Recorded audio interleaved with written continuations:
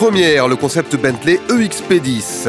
Tendance voiture de luxe et super luxe, le chinois Coros lance son City SUV Fiat un an après la fusion.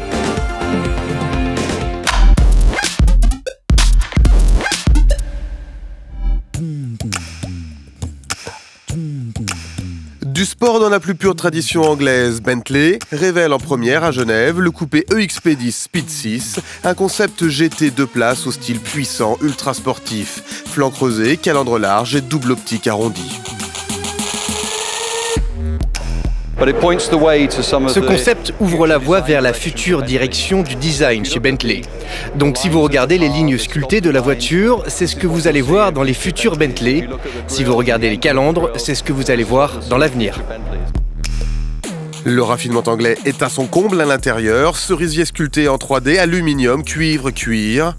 La console centrale surélevée évoque celle de la McLaren et accueille le levier de vitesse et le système de navigation, ambiance sport et luxe.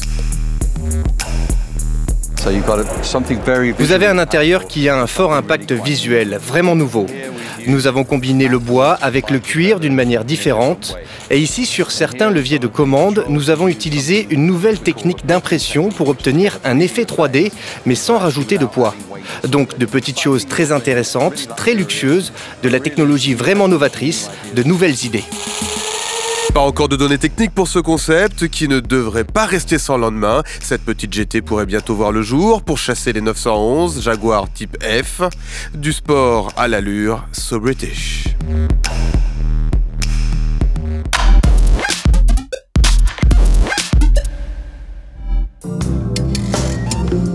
Entrée dans le monde du luxe à Genève, chrome, cuir, puissance, considéré comme l'ambassadeur du super luxe, Rolls est un passage incontournable pour les visiteurs du salon.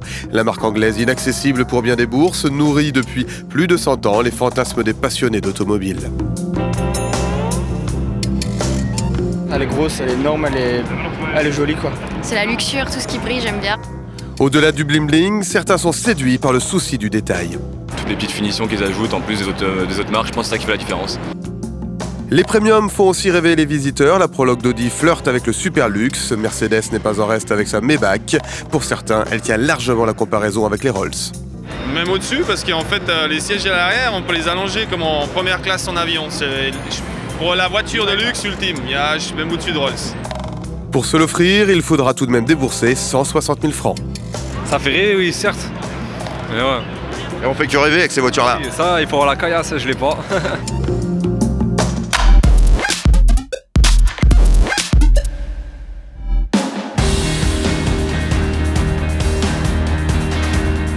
Présenté pour la première fois hors de Chine, le Coros 3 City SUV est le troisième modèle du constructeur chinois, basé sur la plateforme de sa compacte.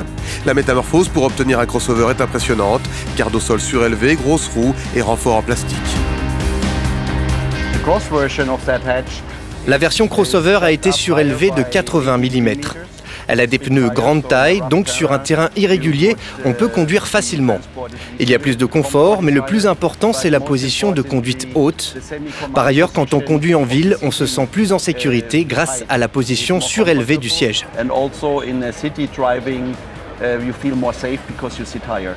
Les standards européens de sécurité et de qualité de finition sont respectés. Une seule motorisation, 1,6 litre turbo, 155 chevaux. C'est la troisième année que Coros est présent à Genève. Bien évidemment, c'est une sorte de luxe de présenter une voiture là où elle n'est pas commercialisée parce qu'on ne commercialise pas Coros en Europe.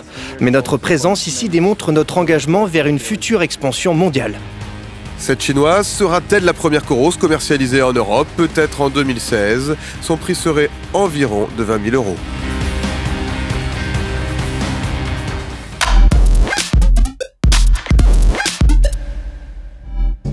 Quel avenir pour le groupe Fiat Chrysler Automobile un an après la fusion de la marque italienne et américaine?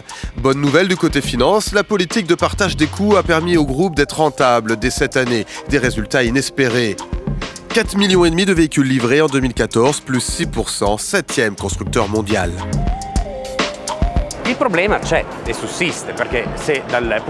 Le problème est que si du point de vue financier la situation s'est améliorée, au niveau de l'emploi, surtout en Italie, les choses se sont fortement dégradées. La diminution est importante. Il y a 10 ans, Fiat employait 44 000 personnes. Actuellement, on en est à la moitié avec 23 000 personnes. Heureusement, Jeep tire le groupe vers le haut et les usines Fiat en profitent. La Jeep Renegade est fabriquée dans le sud de l'Italie. Du point de vue industriel, Marchionnet a sûrement été une force majeure parce que derrière cette fusion, il y a le savoir-faire d'un grand pays. Nous parlons de la tradition industrielle américaine. Grand organisateur de cette fusion, Fiat Chrysler, Sergio Marchionne vient d'obtenir un bonus de 24 millions d'euros. Pour lui, en tout cas, la fusion est une réussite.